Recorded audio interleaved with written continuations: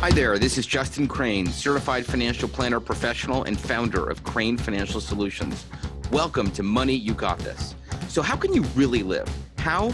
By uniting your business money, your personal money with your life and your business. Word up. Krane Financial is an SEC-registered investment advisor. However, such registration does not imply a certain level of skill or training, and no inference to the contrary should be made. A copy of our current written disclosure statement discussing our advisory services and fees is available upon request. Information contained herein is for informational and illustrative purposes only, and general in nature. It should not be considered specific financial planning or investment advice, or a recommendation to buy or sell any type of securities or other investment products. What's up, everybody? This is Justin Krane, host of the show, Money You Got This. This show is brought to you by Krane Financial Solutions. I'm Justin Krane. I'm a certified financial planner professional. Say that 10 times fast. I offer investment management services and act as a fractional CFO to dentists and business owners. I'm the author of the book, Money You Got This.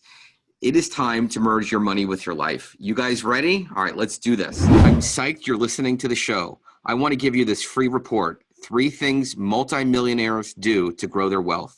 Just go to coolmoneyshow.com to grab it. That's coolmoneyshow.com to grab it. Thanks. So I have someone on today that is all about money, life, and business. Her name is Dr. Amanda Wilson. Amanda, welcome. Hey, thanks so much, Justin. Great to have you on. So you are an orthodontist, a dental advisor, and a dental consultant. You got it. That is a lot, right? It is a lot. Yeah, So, it's wonderful. I want you to tell your story from the point of like transitioning and kind of evolving through the different like milestones that you've had. Like you started out in dentistry, then you went into ortho, then you actually stopped practicing, then you got into coaching. And after listening to your story on a few shows, you had potential setbacks along the way, and that's what I want to talk about with you. So why don't you just introduce yourself to all of my people, tell us a little bit about who you are and what you do. Hi, all Justin's Money You Got This people. I'm Amanda Wilson. I am an orthodontist. I currently reside in Honolulu, Hawaii, aloha.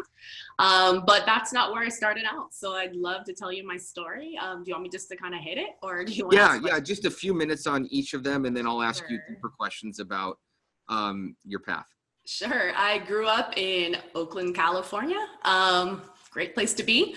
And after that, I was at college in St. Louis, Missouri. I guess I wanted to try something different. And I also went to college in Germany for a little while. Then I transitioned, went to UCSF back in San Francisco for dental school, met my husband there. We were classmates and we got to sit next to each other because we both had last names that started with W. So I guess it was meant to be. And then after that, I went to residency in Connecticut, University of Connecticut for orthodontics. And we got married after that. And we moved back to Hawaii and then back to California so I could start my practice. Lived there for 10 years. I practiced clinically, not only in private practice, but also in a variety of DSOs. So I've been there, done that, and experienced pretty much everything someone can go through in different types of dental opportunities. And shortly after that, we had a few kids, and I decided, I don't know, I think I must have hit my, I turned 40, little bit of a midlife crisis. What do I want to do with myself? Is this all, you know? We had a couple little kids. I didn't feel like I was raising my kids. Any mom or even dads who go through this, they kind of can, when you have 2 professionals in a family, it's really tricky, you know, sometimes, especially if you're both dentists. And I know for us, it was the constant battle of, okay, who's sick now and how sick are they? Can we just pop them some ibuprofen and send them to daycare? Or, does one of us need to close our schedule? And then it would be all about like, who has the most production on their schedule, you know, who should close it. And anytime we closed the schedule for a sick kid, you know, it was an incredible loss of income. We started running the numbers and going, does this make sense? And how can we scale this back so that we're not having to pay for nannies and daycare and still raising our own kids? And it was a bit of a family crisis. We took a huge leap of faith. We decided to move to Honolulu, Hawaii, back where my husband is from, where there's a lot more family to help us. Things are a little more low key. And I decided to completely change careers, at least, which I thought was for a short period of time, it turned into permanently. So that's pretty much the short version of a very long story. Wow. That's a lot there. And Mhm. let me start with, so you started in dentistry and then got into orthodontics, right? Well, no, I was a dentist before I was an orthodontist, but I did go straight from dental school to residency. Yeah. Into being an orthodontist. hmm Okay. Why did you go that path into orthodontics and not into just straight dentistry? What was the path? That is a great question. I think I'm one of those doctors that went to dental school knowing I did not want to do general dentistry, I had zero interest in it. I hated drilling and filling. I hated giving injections. I had no interest in any of it. The only thing I liked about it was ortho. And I had ortho as a late teen and an adult. So I'd always asked a lot of questions and I thought it was absolutely fascinating. Do keep in mind that when I started dental school, there was no Invisalign. So it Yeah. was orthodontists still ruled the roost. It was still the very top, I would say, the top most elite, most productive specialty out there. And things have changed dramatically since 1997 when I started dental school. Yeah. So, and then you made this switch to go into just consulting. Did you decide to become a consultant to dentists and orthodontists because you wanted that work-life balance? You wanted to be there for your kids a little bit more? Well, it started a little more organic than that. It started probably even 5, 6, 7, 8 years before that when my husband, and I know you're going to be at the Dental Success Institute conference, and this is going to be a big part of my lecture there, but I'll give you a sneak preview.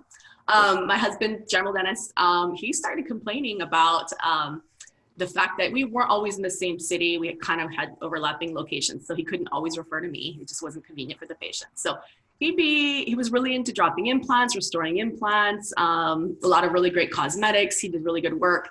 And he realized he needed ortho in order to be successful. And he'd be sending these cases out to the orthodontist. And every case that he thought would be 3, 4, 5 months turned into a 2-year comprehensive case for $5,500. And the patients were like, no, doctor, why can't you just do this? And why is it so expensive? So he said, that's it. I got to start doing ortho. And why can't I? Because I do endo, I do surgery, I do perio. Why can't I do ortho? And I think 15 years ago, this was kind of unheard of. Like general dentists didn't do ortho because it was quote hard. But slowly they started learning our secret that it's not always hard. And I started helping him. And then after I started helping him, I started helping his friends. And then I said, why not get paid for this? So talk about this transition between stopping your clinical practice and then becoming a consultant. How did you pull that off financially? Did you just save up enough money to make that switch? Did you just work half the time? Did you just cold turkey do it? I totally cold turkey did it. You did. At the same time we moved to Honolulu, Hawaii. Hawaii and I have a love-hate relationship with licensure. Feel free to Google all that. You'll see my name in there. But they are probably one of the only states that doesn't yet have full reciprocity, especially for dental specialists. There's a lot of restrictions and I don't fit in their little cookie cutter approach to reciprocity. And I think it's actually, I really feel strongly it's substandard of care to ask an orthodontist to go back and do crown preps and endo. It's just ridiculous. We've been doing a disservice to the population. That's just, I think it's wrong personally. So not to mention Hawaii is a terrible place to be a dentist. It's totally saturated and you make no money.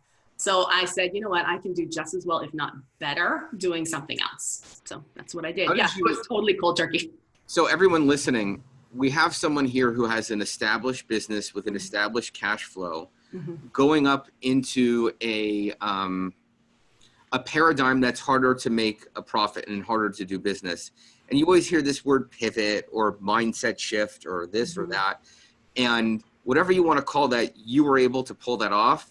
And you had to start with nothing and build something and gain momentum. It's not like you just stop being a clinician and then all of a sudden you're doing X $100,000 and everything is great. You literally had to build this practice one doctor at a time. That's totally what I did. And honestly, I'm pretty proud to say I did not even borrow a single dollar from my consulting practice. Everything was totally organic. And within 4 months, I was already turning a profit. Okay. I need to give you a virtual high five because I see all of these people go on to like Shark Tank and like want to borrow $4 billion because they can't make sales and they don't have a business model that's profitable and that works. And they're not successful to begin with.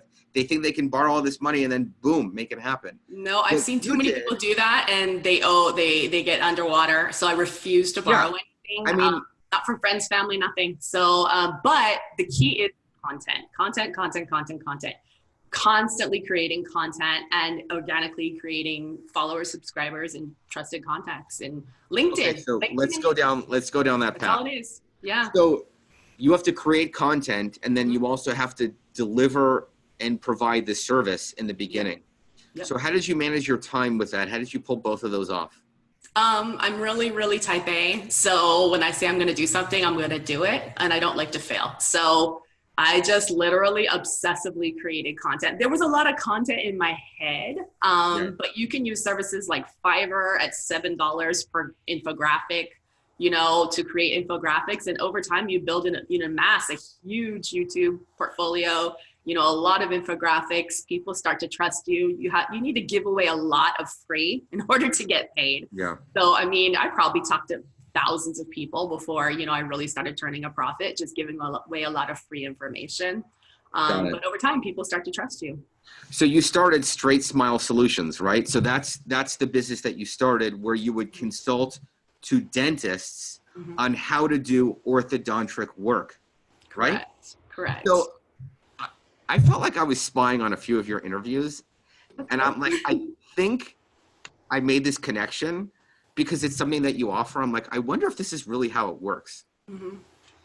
So the dentist is doing normal dentistry and they want to get into orthodontics, whatever it's called.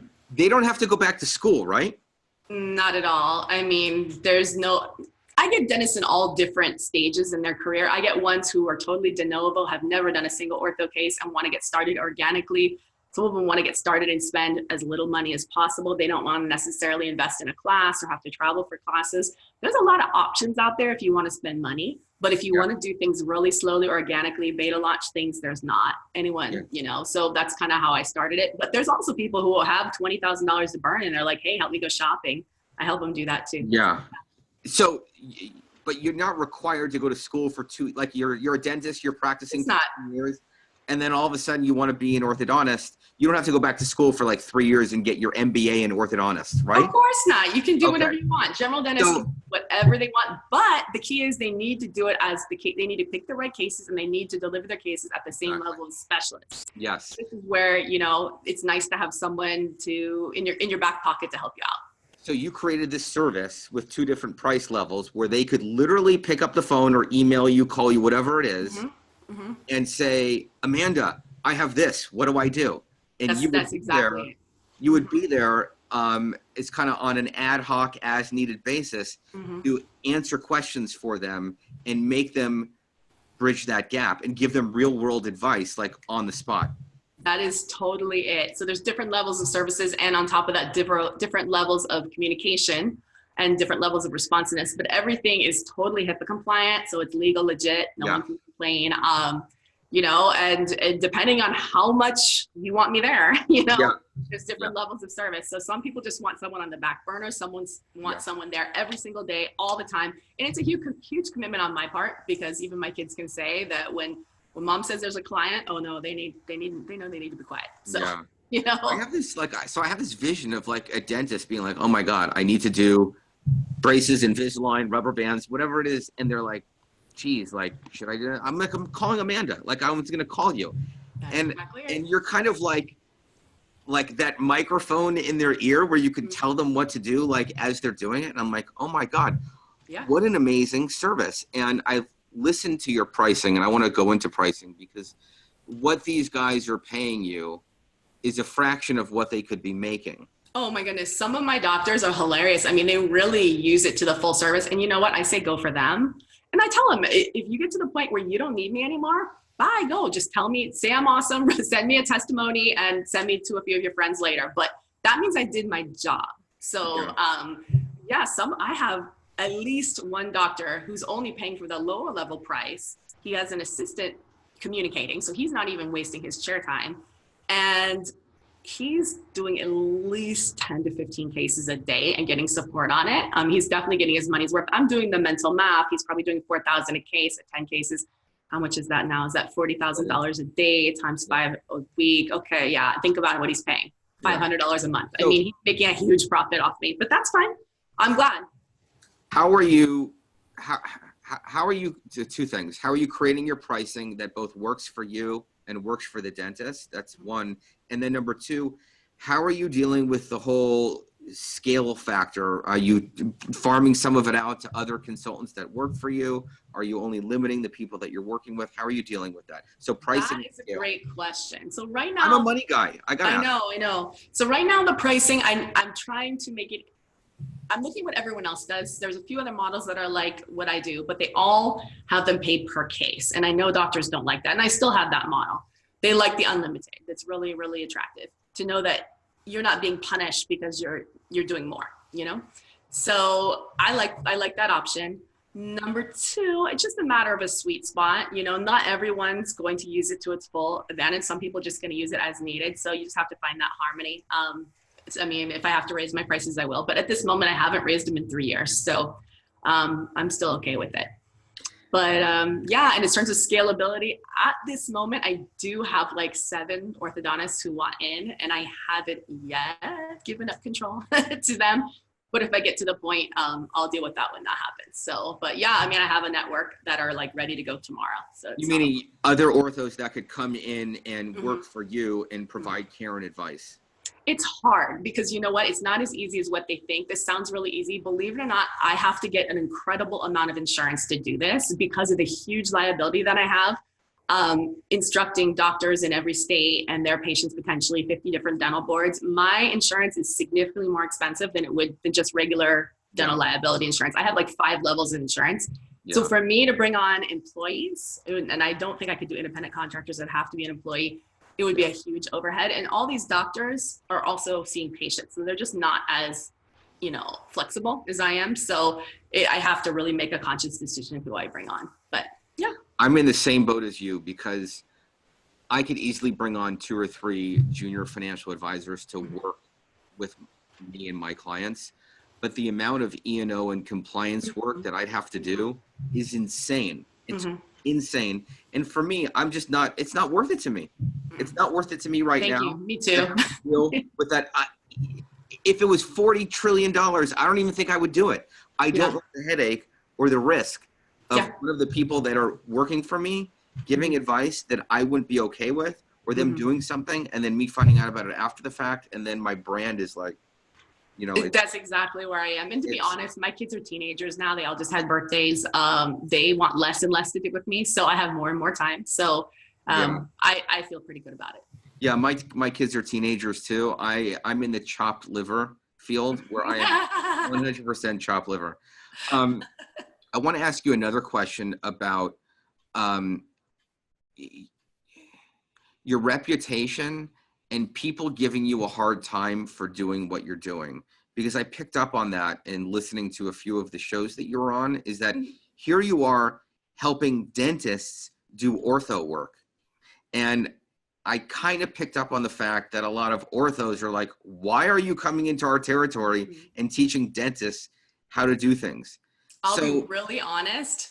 I feel very confident answering this question because every single one of my doctors that I work with actually refers more cases to ortho once they started with me than they did before, because they're screening for everything and they have more knowledge on what they shouldn't take. I do not tell them to take every case. As a matter of fact, there's a fine line in there, and it moves around depending on the patient's knowledge level and comfort level.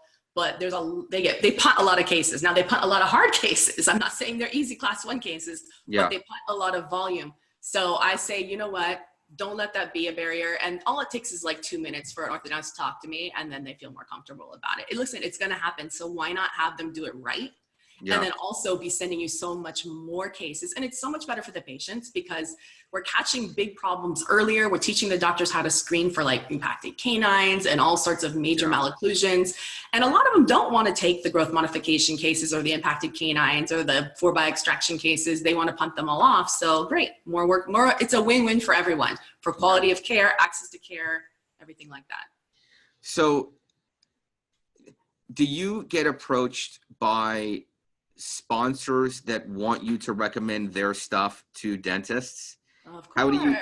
How do you deal with, do you take all them? How do you screen them? Do you incorporate that into your business as a line item on your P&L in terms of looking at sponsorship and being like, geez, this is great money? How do you deal with that? At this moment, I'm not really doing that, although it's always an option, but I think I'd have to be totally transparent with my doctors, letting them know if I did. Because the point of my practice is transparency, and really honestly recommending the best and lowest price product for every single case. Mm-hmm. But one thing I don't do, and I'm very transparent about this, I write it all over my website, is I do not do direct to consumer anything, consulting, anything like that. I have been in that space. Most people know my relationship in that space. I was the first doctor that got involved in that space. I'm proud of what I did, because I think it launched something that's totally different, and it has helped a lot of people. But at this moment, I can't get into that space anymore. Yeah, got it. So let's talk a little bit about just like your life in general, like being a mom, being a wife, having kids, running this business. What would you like define your term of success in all of those areas? Like if you were just perfect and it was just awesome, what would success look like to you? Is that what you have now? Like, what's your vision of that? Oh my goodness, nobody is perfect. So you know what? I just feel very, very, very happy with the choices I made. I worked very, very, very hard. I work probably 60, 70 hours a week, but they're all weird hours. So people don't always know I'm working. Like sometimes if I wake up, I'm 4 a.m. I'm working, or 2 a.m. I'm working, but I love everything that I do. It doesn't bother me, but I love the ability. My kids are both swimmers. The older one is at least at a national level at this point. So we do a lot of competitions, and he's getting to the point where it's going to start turning international. And I also volunteer for USA Swimming. That's a huge passion of mine. Oh, that's great. I'm an official, so I can now go to the national level meets and be on the deck, wear the little outfit and stuff. I think it's fascinating. It's always challenging my mind. It's way harder than orthodontics because I have no swimming background besides what I have now. But it's fantastic. And I love being able to do that and being able to take my work with me. I think that's something I could have never done if I was really stuck in a box, stuck in an office. So for me, that's the biggest blessing. And what advice would you have for dentists who they don't feel like they're balanced? Like, I work with some, and sometimes it's hard for them to be present or to be mindful or to work with their staff, right? To have good communication. Like, I don't really go down that rabbit hole when I work with them because it's not my thing. I just handle their money and be their CFO. But what would you tell them about coming to work every day with the sense of wanting to be the best version of themselves that they could be? Totally. I think you have to find that balance. One thing I actually help a lot of doctors with is we incorporate ortho so that they can have more work-life balance. Because of all the digital options within ortho, it's very possible at a high level to be running the operation and to have new grads, general dentist new grads, to do a lot of the work, and you can just do the stuff you want to do. And that will allow you more flexibility to be more present. Basically, as you get more advanced in career, you're doing more specialty work, whatever that is. Is it sleep? Is it implants? Is it ortho? Whatever you want to do. And let the new grads do the drill and fill, everyday kind of grunt work that dentists do. And a lot of doctors have done that with my help, and it's worked, and it's allowed them to be more present for their families. So that's the suggestion I have, for I those love that it. have their own practice. So I just want to sum up from a business owner's perspective what you're doing. You're adding a revenue stream to someone's business, something that is profitable, that diversifies their revenue streams, adds cash, creates a better balance for them, and makes them feel like they can get ahead. Because what I've seen a lot of dentists is they struggle with the fact that they don't feel like financially they can get ahead right away. They feel like it's this long-term vision, and then ultimately they're going to sell to some DSO for $42 billion, which usually doesn't happen. But you're giving them another revenue stream and giving them support along the way and seeing them through.